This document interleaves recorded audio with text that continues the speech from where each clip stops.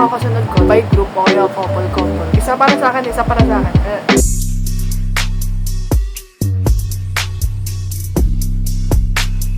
Hello! Alis ako right now. I'm gonna go outside today kasi go. Last day ng midterms ko kahapon, tapos sabi ko, ay, next week na lang, tinatamad ako. Pero ang tagal ko na nga kasing gustong lumabas. The week before the midterms, I'm only inside the house reviewing and studying and all that. I want to tick off boxes na meron sa bucket list ko. It's like 20 things that I want to do while I am working. Make this as an excuse, as a reward, and time na gumastos. Meron kasi akong gustong i-try na photo booth outside. I don't even know how to do poses para sa ganun. Anyway, I always don't make sense. But I am gonna go outside to clear up my mind and make things make sense. 1, 2, 3, 4, 5, 6, 7, 8, 9. 1, 2, 3, 4, 5, 6, 7, 8, 9. 1, 2, 3, 4, 5, 6, 7, 8, 9. Sabi ko 12:30 ako aalis, pero ngayon magte-10. Magwa 1 p.m. na. Pero, look at my mascara. Di siya. Kinakabahan ako kapag nagamit ng tubing mascara kasi hindi ko alam kung throughout the day, yung mga nalalaglag ba dito is hair like kinemerot or real lashes ko. Kasi ito, full siya here. Ito, hiwa-hiwalay na putol. Hindi naman sa halata, pero alam mo, ang OA ha. Ako natatakot ko na kasi sobrang lapit ko. I-ready ko na pala yung bariyang kakailanganin ko sa commute. Kasi pag magbabiyahe ka at magko-commute, napakainit. Kung may extra movements ka, kakasakay mo lang. Ang hassle. Estudyante pa tayo. This is what I like being a student. Student is calm. You don't get that when you're a working adult na. Let's go! This is gonna be like my first step to put myself out there kasi gusto ko lumabas, di ba? Nababoard ako, di ba? So, ito na yun.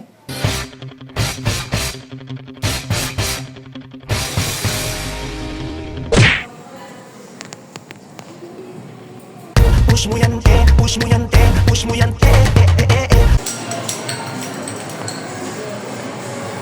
Colors.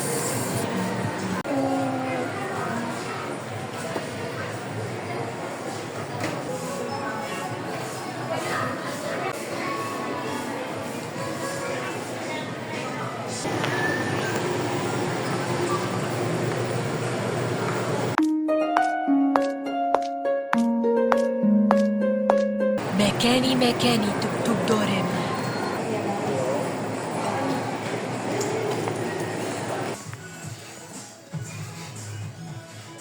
Puro cut.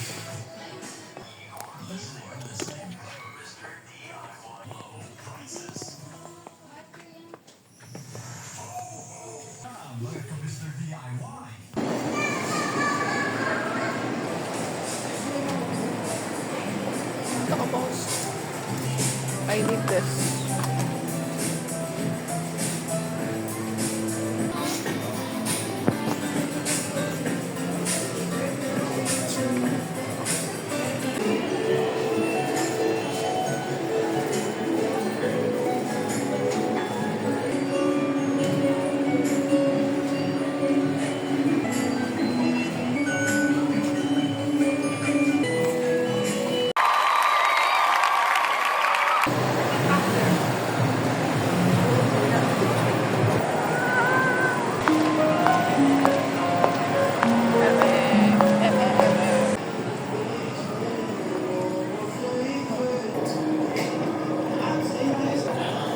Bunny ear.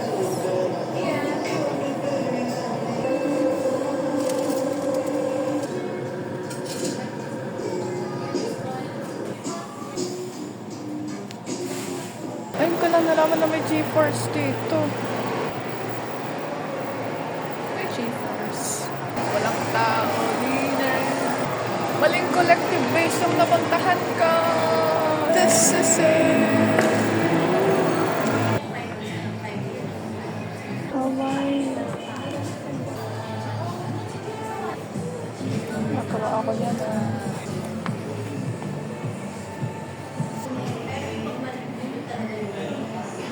Oh my God.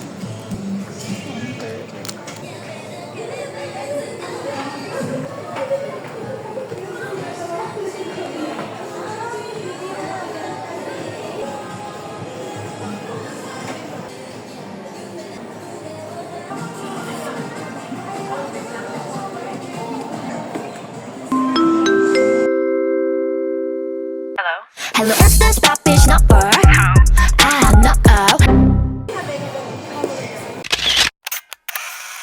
Creative enough para gawin yan. Pressure ako sa camera.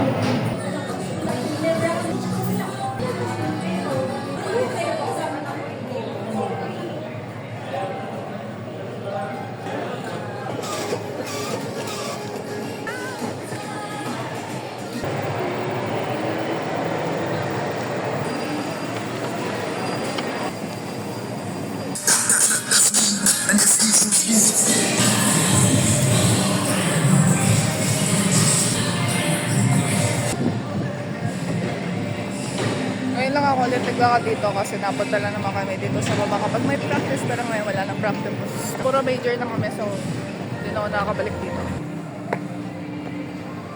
Babalik pa ako sa loob kasi gusto ko magpalit. Kanina pa ako naglalakad. Pagod na ako.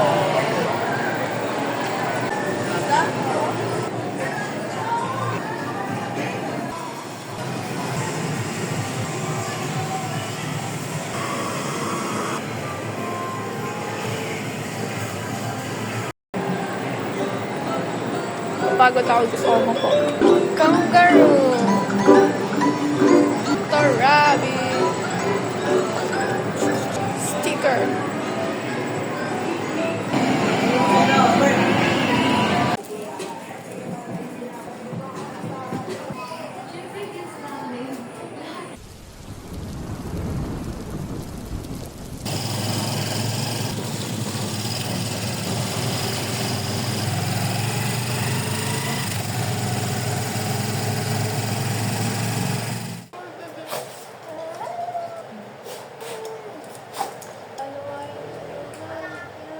Ano? Dog cafe, dog cafe. O, tama na, tama na. Let's do a haul. Hindi ko makain yung binili kong bread sa jeep kasi naulan. Tapos, mangangamo yung sarap niya. Hindi nabasa yung photobooth ko. I'm glad na I was able to do this kahit na mukha akong tanga sa picture kasi hindi ko alam kung paano mag-post. Ang tagal kong tinignan yung mga sample picture ng mga nun. Pero hindi ko magawa kasi napapressure ako dun sa parang timer niya. Monta nga!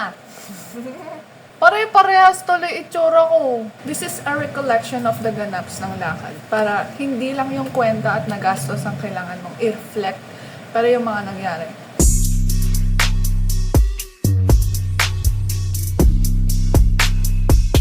Lumabas ako nakaganta, diba? Pero nakita mo naman na nagpalit ako ng damit. Hindi ako makapag-video ng hey guys, ganun. Kasi nga, naku-conscious ako sa sarili ko. Why? Wala lang. Masyado akong binibigil, pero yun nga. Buong punta ko doon, naglalakad lang ako na naglalakad. Halos 15 minutes ako naglalakad para hanapin yung store kung saan yung photo booth. Tapos 4th floor para siya. Tapos yung mga nahanap ko sa TikTok, sabi sa 3rd floor daw siya. Ito na nga yung bread na binili ko sa Brento.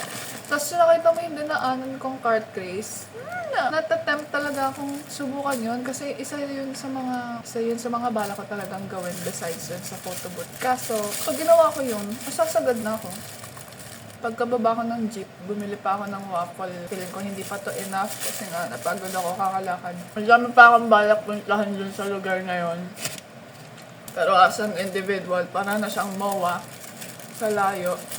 Itong bag na to, nasira na siya, buti na lang malapit na talaga ako sa bahay. Hindi ko nga alam na nasira siya. Hindi ko na-expect na may bibilin ako sa EIU ba yun? Hindi ko alam eh. I bought this one. Kasi dapat bibili ako ng normal na hairbrush. Pero kasi mga ganito kasi yung ginagamit na pang blow dry effect, ganyan. Blow dryer na lang talaga ang kulang. Ito lang talaga yung binili ko. Tapos nagpa-paper bag pa ako. Kasi wala naman ako ibang lugar para paglagyan ng gamit. Tapos ang bigat-bigat na to. Nakaganon lang. Hindi, nakaganon pala.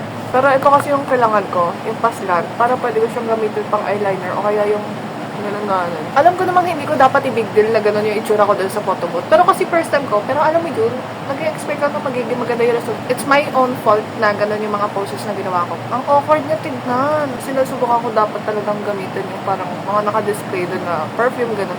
May nakita pa nga akong bathrobe sa tabi nun. Pero ang hirap kasi niya, so wala lang. Hindi ko na ginawa yun. Mayroon ako doon isang nasayang na parang shoot or shot or pic na nakapikit ako na naka-blurred and everything like that. Buti na lang talaga 6. Pang 200 na yun. So, isipin mo 100 na yung isang ganito. Pero hindi ka pwede magsabi na 100 lang. Kasi dalawa nga. By 2 nga. By 2. Yung mga kasunod ko, by group o kaya couple. Isa para sa akin, isa para sa akin.